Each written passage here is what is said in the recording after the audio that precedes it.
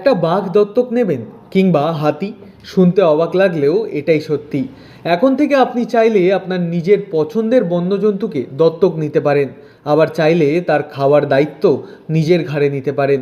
বন্য জীবজন্তু প্রেমীদের জন্য সুবর্ণ সুযোগ। তবে কোথায় গেলে বাঘ, সিংহ, হাতি, ভাল্লুক, গন্ডার থেকে শুরু করে সমস্ত জীবজন্তুদের দেখা মিলবে এবং কীভাবেই বা এদের দত্তক নেওয়া যাবে, তাহলে জেনে রাখুন। বন্য জীবজন্তুদের এই বিশেষ দত্তক নেওয়ার ব্যবস্থা রয়েছে শিলিগুড়ির অদূরে বেঙ্গল সাফারি পার্কে। কোনো ব্যক্তি 1 বছরের জন্য জীবজন্তু কিংবা পাখি অনায়াসে দত্তক নিতে পারেন। এছাড়াও আপনি চাইলে তার খাবারের দায়িত্বও নিতে পারেন। নির্দিষ্ট অর্থের বিনিময়ে এবং যাবতীয় কিছু নিয়ম মেনে তাদের দত্তক নেওয়া যেতে পারে। মাসিক 20 থেকে 25,000 টাকা খরচের বিনিময়ে রয়্যাল বেঙ্গল টাইগার দত্তক নেওয়া যায়। এক্ষেত্রে 1 বছরে মোট খরচ হয় 2 থেকে 2.5 লক্ষ টাকা। চিতাবাঘ দত্তক নিতে গেলে প্রায় 10,000 টাকা মাসে খরচ পড়ে। এক্ষেত্রেও বাৎসরিক খরচ দাঁড়ায় 1 লক্ষ টাকা। একশৃঙ্গ গন্ডার খুব ভালো লাগে, সেই গন্ডারকেও দত্তক নিতে পারেন আপনি। এক্ষেত্রে মাসিক খরচ 10,000 টাকা, যার বছরে মোট খরচ হবে 1 লক্ষ টাকা। এছাড়াও বেঙ্গল সাফারিতে হাতিও রয়েছে, ওদেরও দত্তক নিতে পারেন আপনি।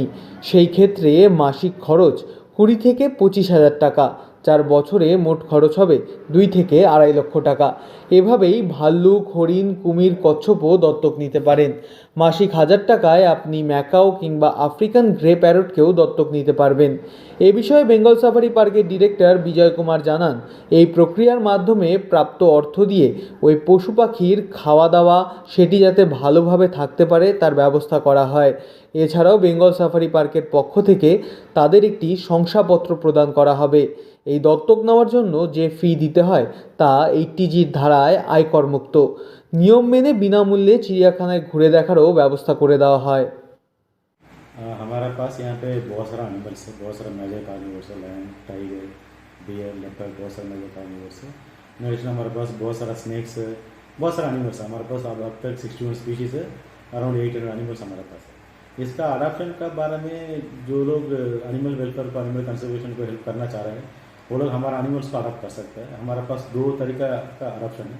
एक एनिमल को आप लोग अडाप्ट कर सकते हैं। फॉर एग्जांपल हम लोग अगर लाइन को अडाप्ट करना चाहते हैं तो लाइन के लिए हमारा पैसा है 2,50,000 पर एनम।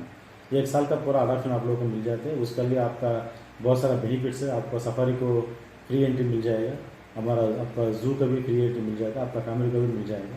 वो सभी डिटेल्स हम लोग जो जाना चाहते हैं उन लोग हमको कांटेक्ट कर सकते हैं कि मेल में कांटेक्ट कर सकता है, नहीं तो मोबाइल नंबर भी कांटेक्ट कर सकते हैं। हम लोग उन लोग को बता सकते हैं क्या डिटेल्स है।